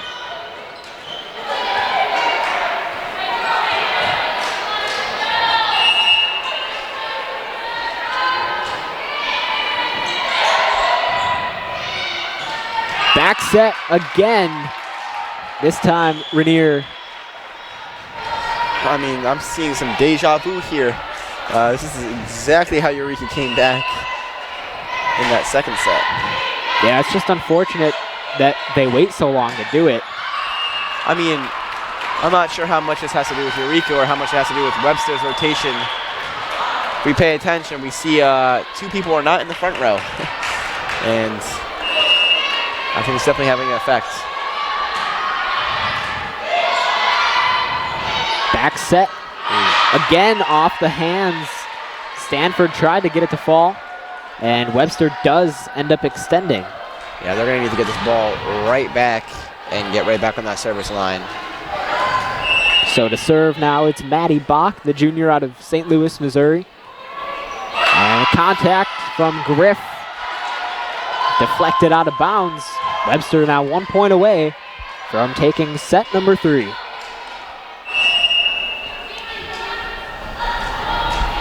Bach over the middle. Vang is there. Company with the kill and keeps Eureka alive.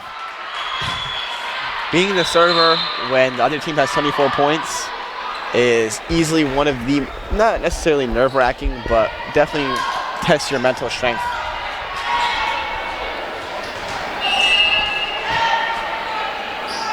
Here's Robinson. Over the middle, and let's wait for the call. It'll go to Eureka. So again, another delayed call between both refs on the floor. Yeah, these two refs, by the way, have not been on the same page. I've seen some head shaking and everything throughout the games. Very, very true. Here's Griff. That would have been out. Instead, it's a point for the Red Devils. That's exactly how they choked it in the second set. They had that one ball that would have been out. Yeah, there's always a line between, you know, you have to think what you're doing, but you can't think too much. And right now, it seems like Webster's thinking a bit too much. Absolutely. Just do what you're... And again, Eureka will take it. Down by 2, trying to keep their hopes alive. That'll actually force Webster to take a timeout. Again, we're going to keep things here. Red Devils only down by 2. Lucas, as you were saying, this is the same trend that we saw Eureka pull off at the end of the second set. Absolutely. I would be remiss if I didn't guess that this is actually a similar rotation that they were finishing off with as well. I don't remember who was serving for us at the end of that second set, but I wouldn't be surprised if it was the same exact rotation.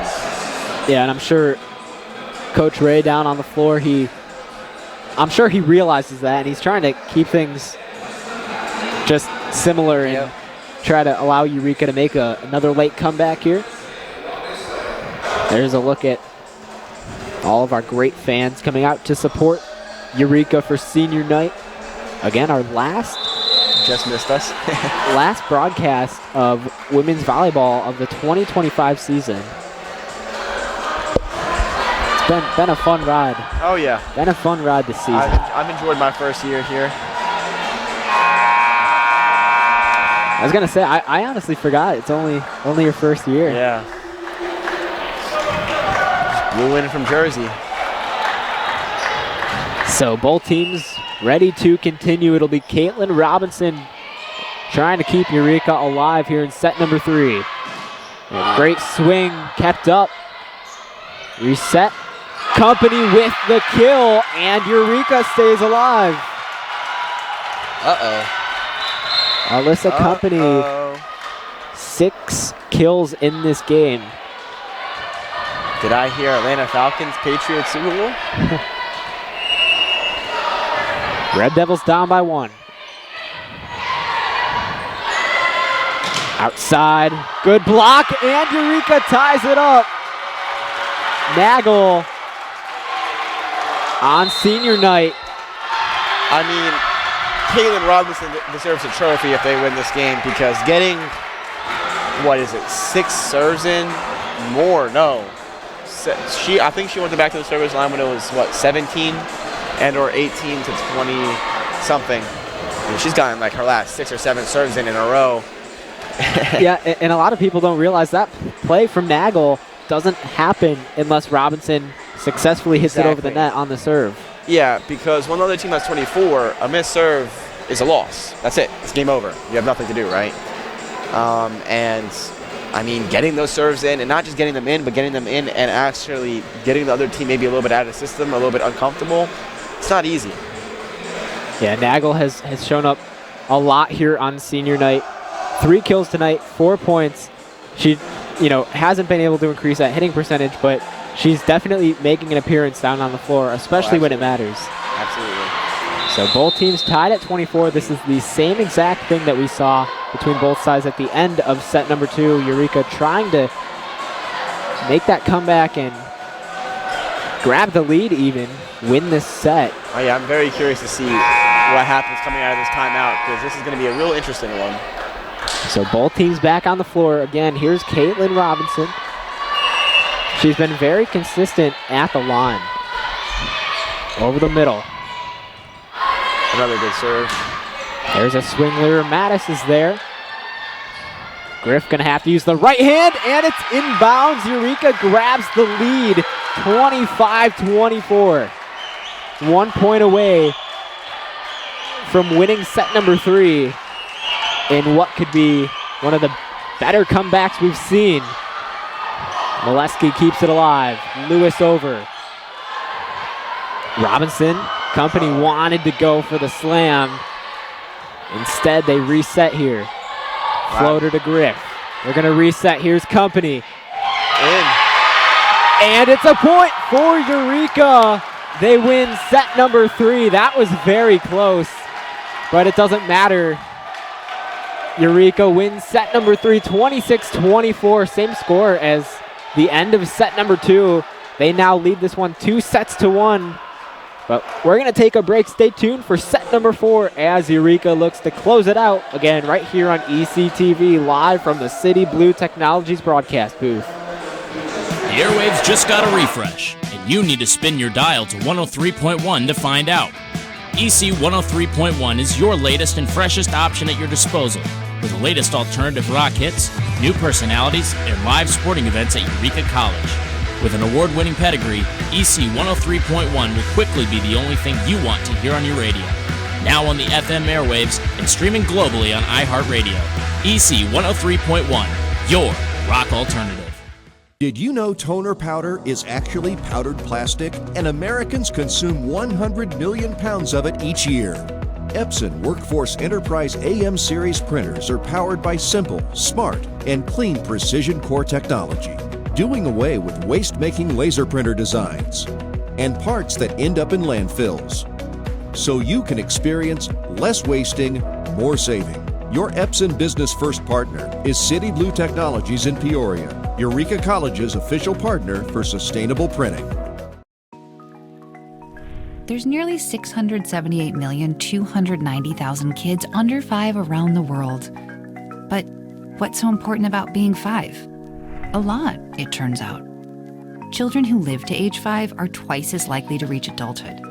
That's why vaccines matter so much.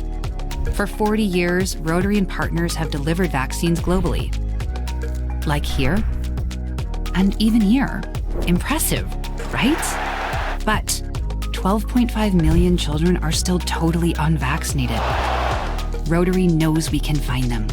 Because when Rotary and Indian vaccinators looked for families at bus and train stations, used motorbikes, and trekked house to house, they lowered polio cases by 94%. See, it can be done, and the results are worth it. Let's ensure that all children grow up safe from preventable diseases. Passion's love.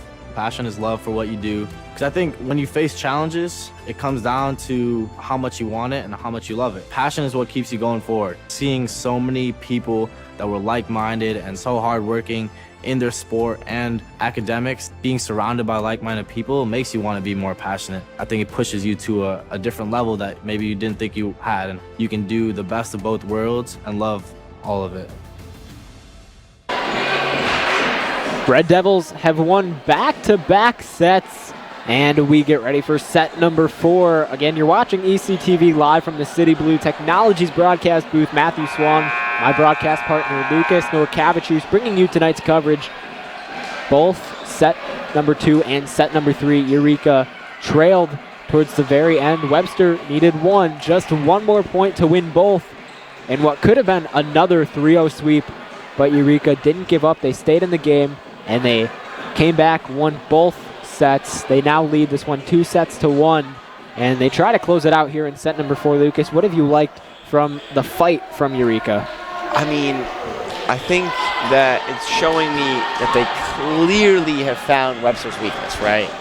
When they're in that rotation where, you know, they don't have their 2 big hitters, one of them's in that back row, and we have 2 good servers back-to-back on our line. I think my biggest thing that I would ask Eureka is get those points earlier, right? They'll try to do that right here. Here's a floater. Robinson calling it off. It'll be O'Donohue to hit it over.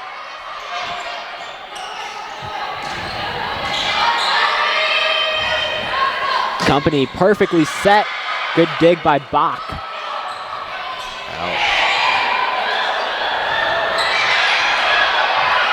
And not much Robinson can do there. So again, Webster gains the first point of a brand new set. They lead it 1-0.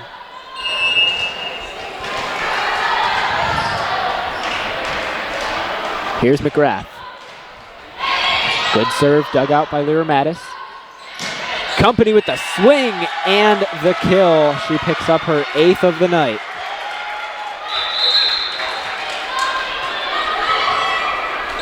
That's the type of aggression you'd like to see from Eureka going forward. Nice, fast, and system play. Can't complain about that, right? Yeah, they had a plan. They knew exactly what they're doing. And it's like the end of set number 3. Red Devils clearly wanted to set Company up to end it off, and that's exactly what they did.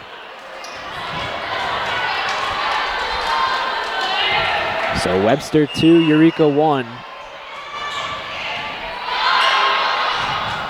Robinson over to Shell. Hard time hitting it over, but she does it. Ramstack off the deflection, out of bounds. A point for the Gorlocks.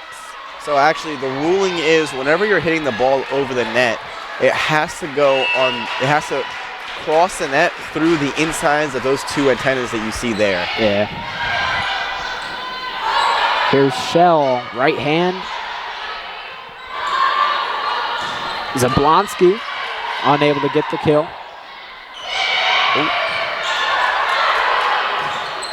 Double block for Eureka is a success. Here's Shell. There's a bit of a changeup off the hands, and it'll go to Eureka. She threw a knuckleball when they thought that was a strike. Yeah. You have to think the players for Webster in the back row, they see Shell go up with the right hand. Eureka's been ready to unload. Yeah, and right there, Shell kind of just deflects the ball off her fingers a little bit to change the direction of the ball. Shot. Here's Company. Gaggle. Whoa, up. Was blocked, but the ball is still in play. Zablonski, another tip from Gauna, but it touches ground, and Webster up 4-2.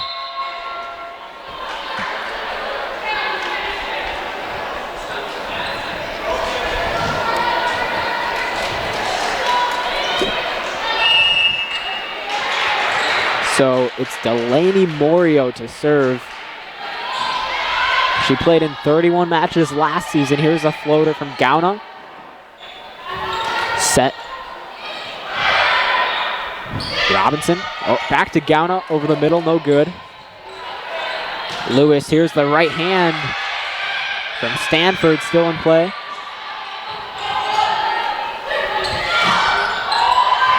Lyra Mattis is there. Great rally between both sides, and it falls. Brooklyn Shell picking up another kill.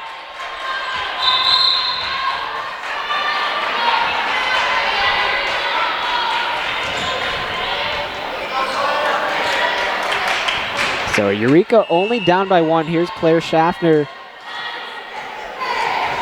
Still looking for her first points of the night, but she has been very good in assisting the team all season long.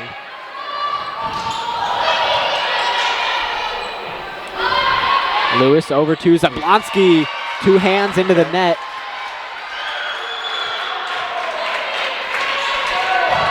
Now, if they can manage to have Zablonski, they can block her, they can have her have a couple errors, get in the head of the other team's best hitter, you're in a pretty good spot to win this. Yeah, she's leading the team offensively right now in both kills and points, and another point for the Red Devils. They're on top 5-4 for the first time here in set number 4.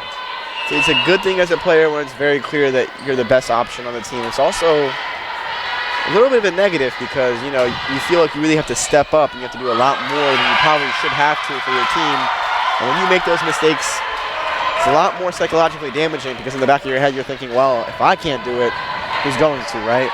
And that's when you start eating away at your psyche and you just start playing a little bit worse, having more errors, and it all goes downhill from there.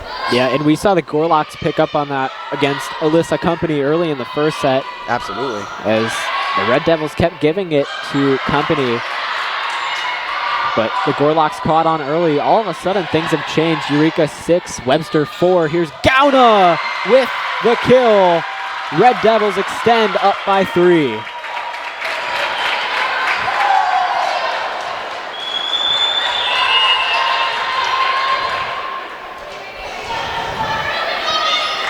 So here's Schaffner again. Back set. And this time it'll be Hersberger with the kill. She picks up her 3rd of the night. That's a name that sounds like it'll be fun to you know, stream out in celebration. Hersberger with the kill.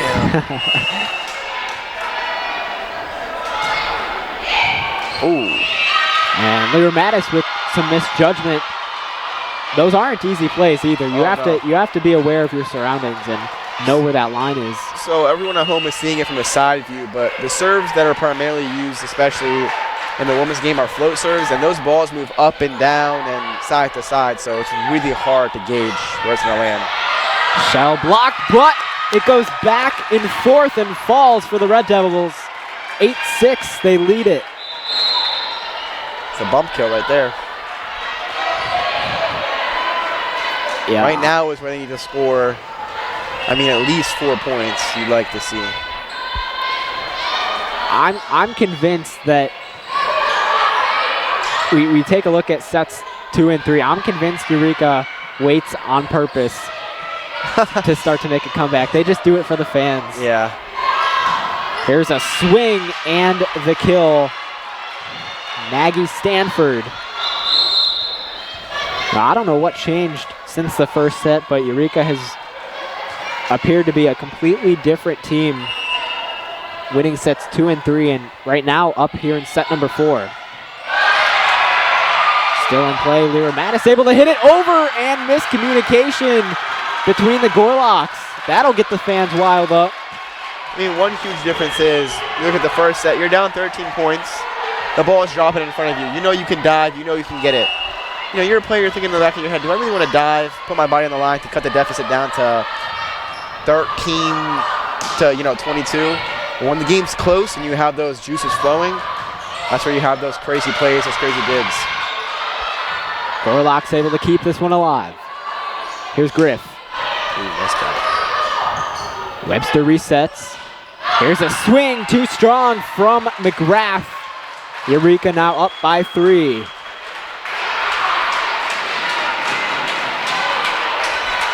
This is going to be a really long bus ride home for Webster if they lose.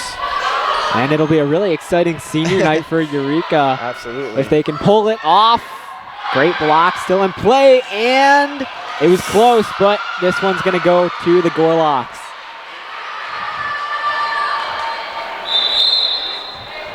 Webster only down by 2, still in the fairly early stages of set number 4. And here is Riley Watson to serve. Schaffner outside to Company, and it falls. She picks up another kill. That'll be her 9th of the night. She has 13 points tonight.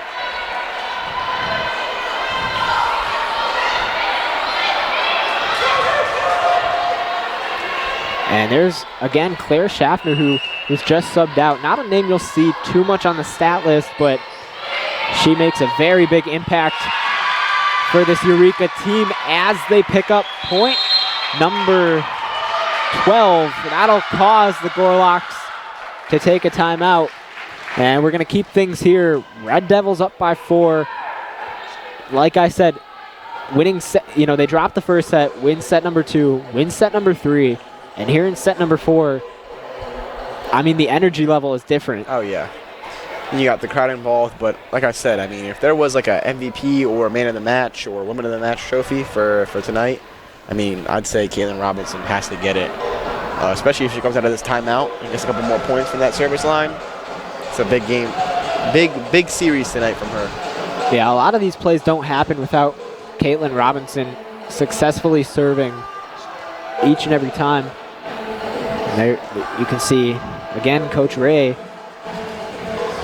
I gotta say, I like his coaching style. He's not, you have your fair share of coaches who are like, we need to do this, we need to do that. Yeah. He's not like that. He's more calm. He's more directional. Get to the point, tell you what you gotta do, and just execute. Yeah, and it seems like it's working out for the Red Devils right now. So both teams about to make their way back out onto the court. Red Devils up by 4 here in set number 4. And speaking of Caitlin Robinson, she will be the one to serve as we continue tonight's pace of play. Red Devils 12, Webster 8. And as always, you're watching ECTV live from the City Blue Technologies broadcast booth. Over the middle, and Ramstack with the kill. It was deflected. Yeah, I would have bet you $50 she was getting that ball there. Now this is where it starts to get a little rough for Eureka here because they have their 2 big hitters in the front row right now on that Webster side. Company goes with the floater and picks up her 10th kill of the night. They're seeming to get a lot of points in that middle area of the court on Webster. I think maybe they've seen some kind of defensive scheme and they're starting to realize that just dropping those balls in that middle might be a little bit more effective than just swinging out. So it'll be Chloe O'Donohue to serve for the Red Devils. O'Donohue last season was a second team. Actually, that was in high school. Second team All-Tomahawk Conference honoree. Ball still alive. It'll be Shell to hit it over. Perfectly set. Right hand from Ramstack, and it'll go out of play off the deflection from Eureka. Webster gains another point, but they're still down by 3.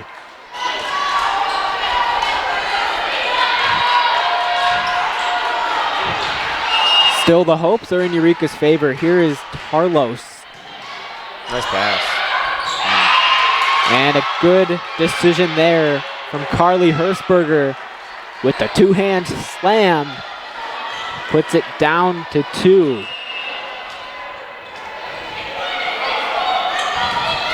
Tarlos again. And some miscommunication between Nagel and company. Webster now the ones to be making the comeback. 13-12, Eureka still on top, but it's Ava Tarlos at the line.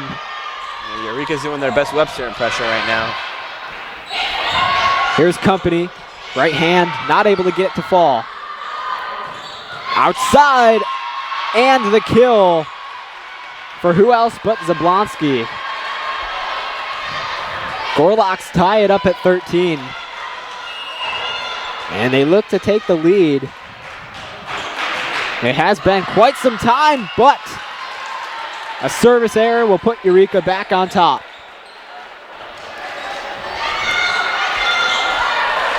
Need a couple points here from that service line, hopefully. So it's Company to serve. 14-13, Red Devils on top. And a mistimed jump from Hershberger. Again, we've seen a lot of mental mistakes from Webster, and that's really allowed Eureka to extend their lead.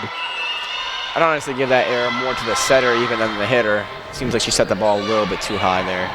Yeah, they've not been in sync for most of this game. Yeah, certainly. Here's Ramstack. Robinson able to keep it up.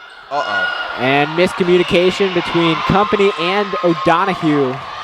Both teams looking a little bit riled here.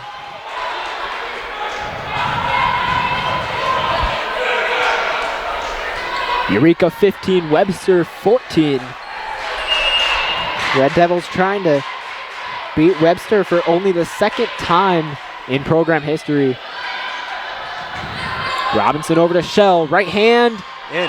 Ooh. And just out of bounds. Wow. Webster ties it up once again. Hey, there's a reason they don't let me call the ball. I mean, I pretty much lie almost every time I'm on the court. Whatever helps. This one over the middle to O'Donohue. Set for Nagel. Off the deflection, kept up. Right hand, too strong from Maggie Stanford. And again, Eureka on top. You know, I thought I was going to be wrong when I said it was a dogfight at the beginning after I watched that first set, but I guess I'm never wrong.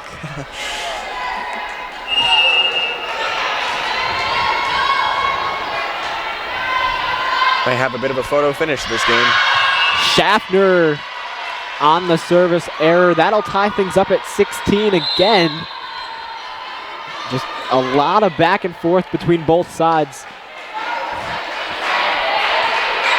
And as we get close to the conclusion of set number 4, the outcome of this game remains the same. Both sides just back and forth, handing off the service errors. Eureka 17, Webster 16, and it'll be Brooklyn Shell, the senior, trying to take it home for Eureka.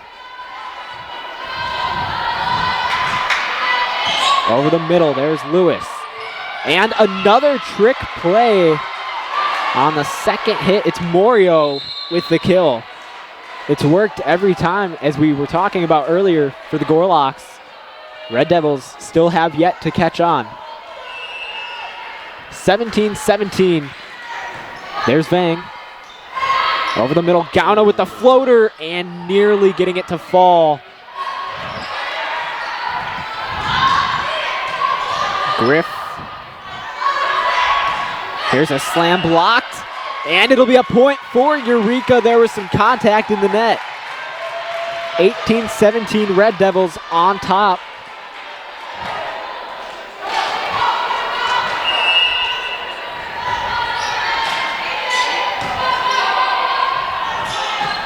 Over the middle, too strong.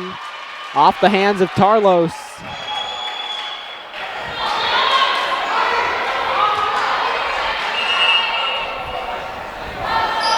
Red Devils up by 2. Ooh. And again, not much you can do there for McGrath.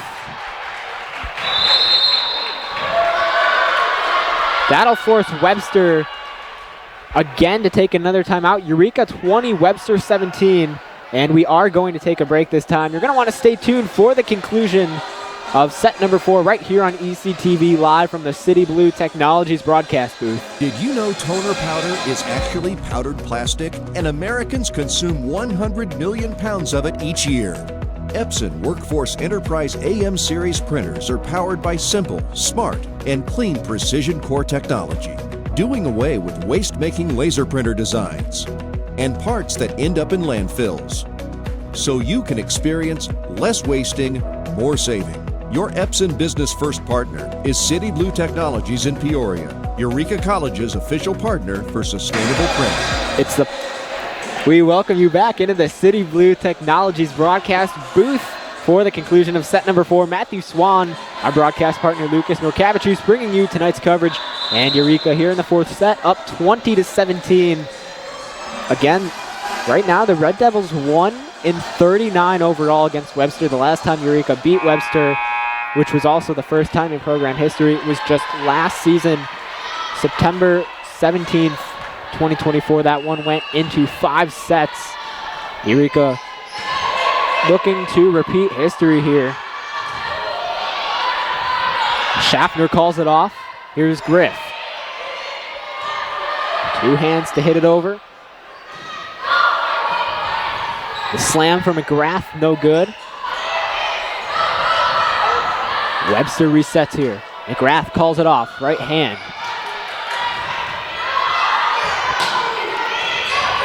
McGrath doing a lot of the team's work right now. Schaffner, 2 hands to hit it over. Here's a slam, and off of O'Donohue. That is a great play from Maggie Stanford. So Webster now only down by 2. I think we can all agree it's always a good day when Eureka can beat Webster. Again, they're typically one of the top teams in the conference. This season they've kind of undermined expectations. Here's Schaffner sliding, unable to get it up. I mean, this would be a huge game for many reasons. I mean, even like you said, they're 9-0 right now on sets going into this game, Eureka. So it's not exactly ideal, right? And Webster did just win their last game 3-0. So this is a pretty big win for Eureka, you know. Yeah, if they can manage to pull this off, it'll definitely be a feel-good moment for the Red Devils, especially here on senior night. Oh, certainly. Great way to send off their seniors. Here's Watson to serve. Set for company. Goes with the floater and picks up the kill, number 11 on the night. Some frustration for the Webster coach showing there. I think she's starting to get pretty pissed off that they've scored about the last 10 kills that they've gotten in the middle. Yeah, and there's a lot that goes on the bench that we don't pick up. Of course. So it's always a interesting aspect to look at. Over the middle and a point. And the kill for Ava Tarlos. Webster now down by 1. I mean, those are always the scariest kills because you're about 2 inches of pressing from the block away from being absolutely stuffed. McGrath at the line. Uh-oh. Service error for the Gorlocks. That puts Eureka up by 2. Oh, wow. Substitution right off the bat after the error. Yeah, head coach Graff for the Gorlocks clearly doesn't want to waste any more time. This is a do-or-die situation for the Gorlocks, just trying to keep their chances of winning this game alive. Pull off for Eureka. It'll be Griff to serve at the line. Good pass. Set for Ramstack, who picks up the kill. Nobody around.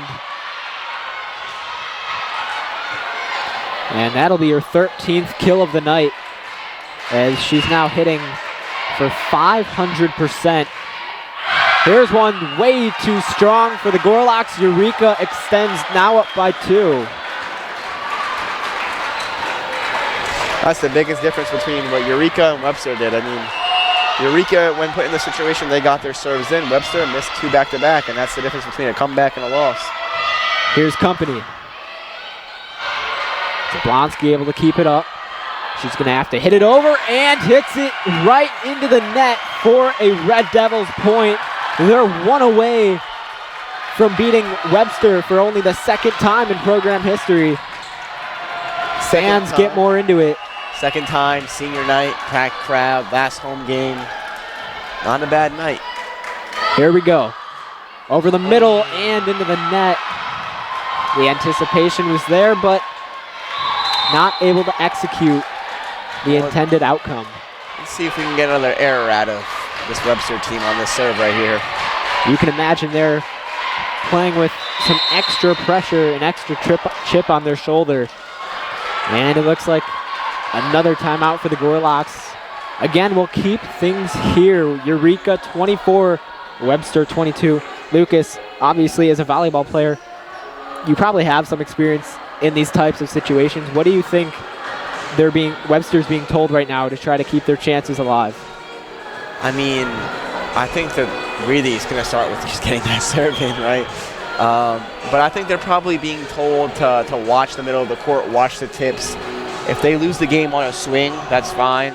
But I'm almost positive that she's saying some form of something saying, don't let them get a tip or a free ball over or a simple kill. If they're going to win, make them earn it, right?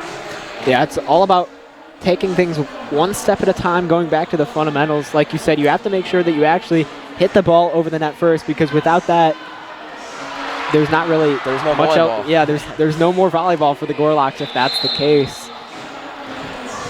And I will tell you, being a server at the end of the game is already nerve-wracking, but when your last two teammates also miss their serve, it might be hard to understand, but that really even builds on to the nerves there as well. Here we go, Eureka 1 point away from taking this ball game. Robinson sets it for Gauna. Still in play. Lewis calls it off. There's a slam and the kill for Maggie Stanford. Webster down by 1. No better way to send off our last women's volleyball broadcast of the 2025 season. Gauna with the floater, and it'll drop. Eureka wins. That's a win right there. The Red Devils win on senior night here in 2025. Final score 25-23 here in set number 4. They take it 3-1. And the Red Devils get to celebrate.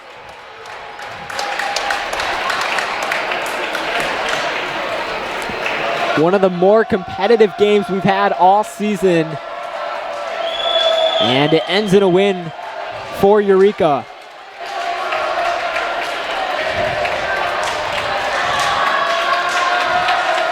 Friends, family members in attendance as they're able to witness Eureka's men's team celebrating with our head coach there. Eureka's 8th win of the season overall, their 2nd in the SLIAC, and only the 2nd time they've beaten Webster in program history, back-to-back seasons. Lucas, before we close things out, is there anything you'd like to add? I think this is a statement win from Eureka, and I think this is a great way to end off the home games from the season, and I think this is just an overall almost movie-esque type of ending, right? So yeah, that'll wrap things up here on our side. Alyssa Company did lead the team offensively with 11 kills, 15 points. She hit for 267, but that's all that we have. This is our last broadcast of Eureka College Volleyball, but we will continue in the future with men's and women's basketball. But I think this will be the last time you'll be seeing Lucas as one of the broadcasters, I do believe. Again, live from the City Blue Technologies broadcast booth, Eureka College Volleyball is made possible by City Blue Technologies, a leading Epson dealer serving Central Illinois. The executive producer of Eureka College is Dr. John Malone. Tonight's studio operator was also Dr. John Malone. On behalf of my broadcast partner, Lucas Norcavichus, this is Matthew Swan. Thank you for watching.